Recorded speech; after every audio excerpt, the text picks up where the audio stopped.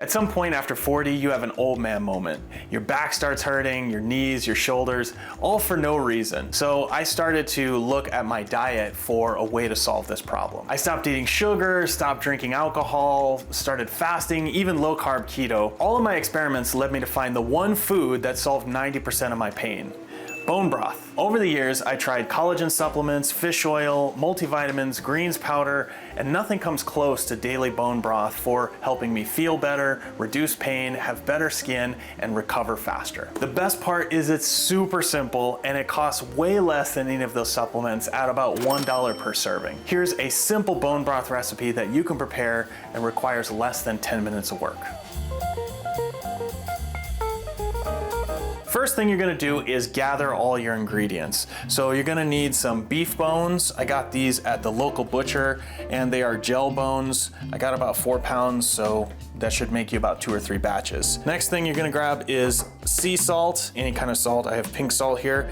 And then apple cider vinegar. The last ingredient is just water. We're not putting a whole bunch of fancy stuff into the soup. I just wanted to keep it really simple. You also need a big pot to boil the water. You need a pan to roast the bones, and you probably want some mason jars to store it. Second step is to roast the bones. Most of the bone broth that you buy at the store is really bland and kind of tasteless. But if you roast the bones before you drop it in the water, it will taste so much better. So I will turn on the oven and put it at 350, and I'm gonna roast it for about 40 minutes. So I'm just gonna grab these bones, I will put them on the roasting pan here, just pop them in the oven for about 40 minutes. Step number 3 is to prep your water. So you're just gonna take a big pot, you're gonna fill it with water, turn it on. I like to do this while the bones are roasting, and then I'm gonna add my vinegar and sea salt. This is an 8-quart pot, so I'm gonna add about 4 tablespoons of vinegar. 1, 2, 3, and 4. And 3 tablespoons of salt.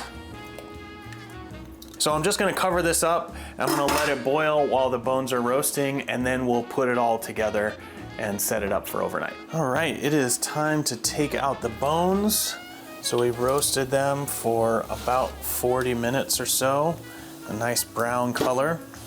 And we're just gonna take them and drop them in the water. So the water was boiling, I turned it down. We're just going to drop the bones in there and then turn it back to a boil, very sharp boil. So when I was doing the keto low carb, you have a really hard time staying hydrated.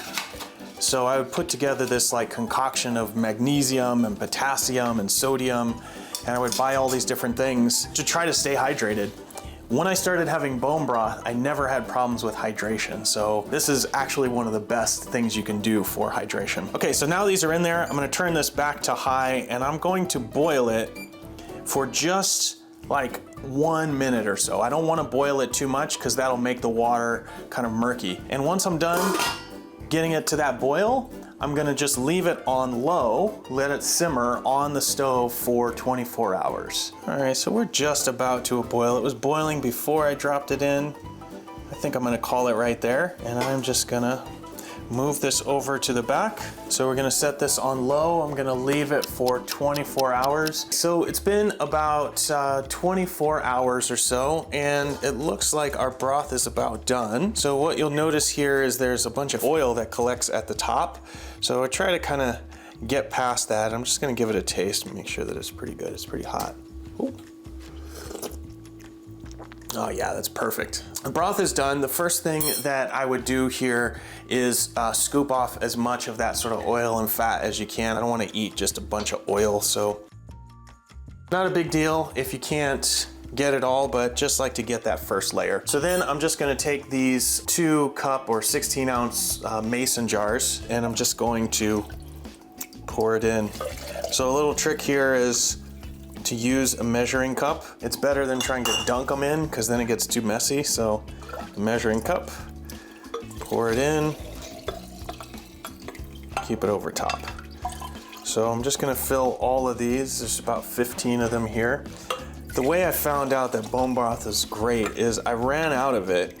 So I've been doing it for a while because I was doing low carb and it was helping me to to stay hydrated. And I ran out of bones for a while and I didn't do it for 2 weeks. And all of a sudden, all my aches and pains that I had before came back. And so I got some bones, started making the bone broth again, and within about 3 or 4 days, my aches and pains went away again. I've just been doing it ever since. Yeah, so it came out pretty clear this time. I found that if you don't boil it too much, then it comes out clearer. And the truth is, even if it comes out cloudy, it still tastes the same, so it's not that bad.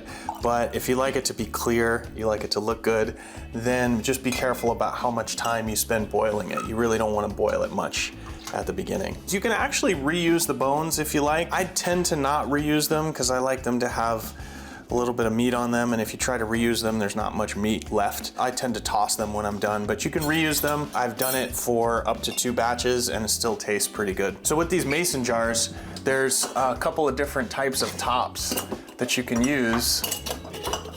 There's the top that usually comes with it, that comes in 2 parts. I guess they do that because these things can explode after a while and this protects them. I don't know, but we don't use those anyway. We bought these plastic tops. They're easier to clean, easier to manage, and they store just as well. So I will put some links in the description for all the ingredients that I bought, all of the mason jars, the plastic tops, the pots, and all the stuff that we're using here. You know, once this kind of cools down, I'll put it in the fridge. And in order to reheat it, what I normally do, so if I'm at work, then I'll just pop it in the microwave. But if I'm at home, I'll just grab a pot and I will scoop the fat off of the top because it collects fat once it gets cold. And then I'll just pour it in and heat it up for like 2 or 3 minutes. And it tastes just like it came off of the stove. So I put all the links below to everything that we used here so you can make this. This is my #1 recommendation for any supplement that you can take to help improve your health. Now, if you're eating bone broth, you probably also want to eat solid food. So go check out this video over here with a really simple 1-hour meal prep that tastes delicious for people who hate cooking. Thanks for watching, and we'll see you in the next one.